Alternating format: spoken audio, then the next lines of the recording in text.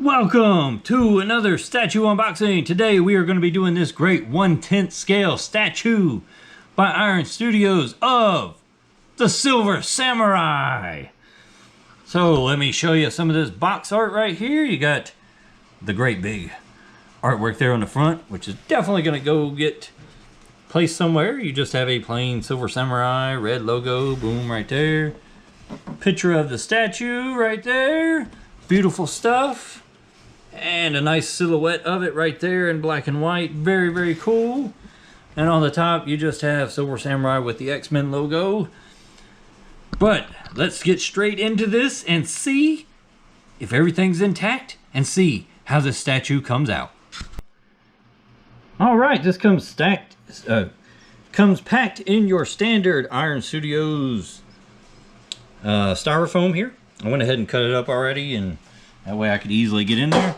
But you have just basically two main pieces here, and then you have the swords here. Go ahead and unwrap it for you here so I can show you. Very, very cool.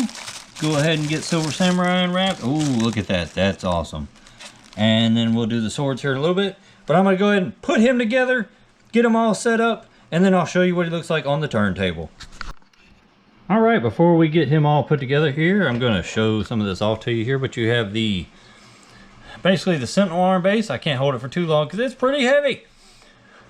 But it's pretty cool here. You got all the wiring there, different color coding, all this kind of stuff, all scratched up, just like he just chopped right through it with his blades. Some broken boards here. Don't know if that's from the X-Mansion or just probably from the X-Mansion, because that's what most of the diorama has been for this X-Men versus Sentinel run. But here we have the Silver Samurai, all his greatness. Nice shiny costume there. Very, very cool. Love the armor. Love all the detailing on it. Even got some scuffing and some dark spots on there from where it looks like he's been in battle. Some scratches and cuts. Almost looks like from Wolverine here and there. Might be, you never know. But you got some dirt there on the shoes and everything there. Very, very cool. Wrapped up in the ropes and everything to hold the armor on. Very, very cool. We only got one peg there to hold him in. And then we also have his two blades here. They're actually pretty sharp. They're not made out of metal, but whatever they're made out of, it's high grade. I mean, they may be made out of like a light grade metal. I don't know. But they are very sharp at the point, so be very careful. But you have two blades here. Very cool. One's a little curved. And then you have the two scabbards right there. One longer than the other. Very, very cool stuff though. All of them just go in there with pegs, and he holds the swords. So we're going to get this guy put together and then show him off. Alright, I got him all put together here. I almost get the feeling that there's something wrong with this sword over here. I don't know if it's just me or maybe other people are having the same problem, but it just seems like mine is like curved wrong. It's like it goes down and then it comes like this. It's kind of weird. It should be more straight like that one, I would think. But I could be wrong. I don't know. I mean, if anybody that's watching this video, if you have this statue, tell me, you know, if you had this problem or not. But also my back piece here was actually fairly loose. I popped it back in, but I'm not sure if it's broke or not. Don't know. But it's okay. I mean, it's in there. I'm not worried about it. It's not going to get moved too much. Once it goes where it's going to go, that's it.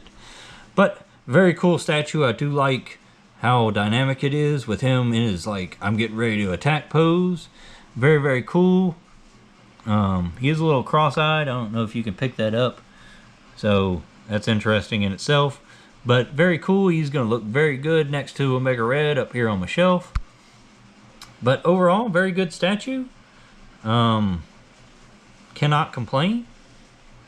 Doesn't take up a lot of real estate either. I will get the tape measure here real quick, and I'll go ahead and measure him for you.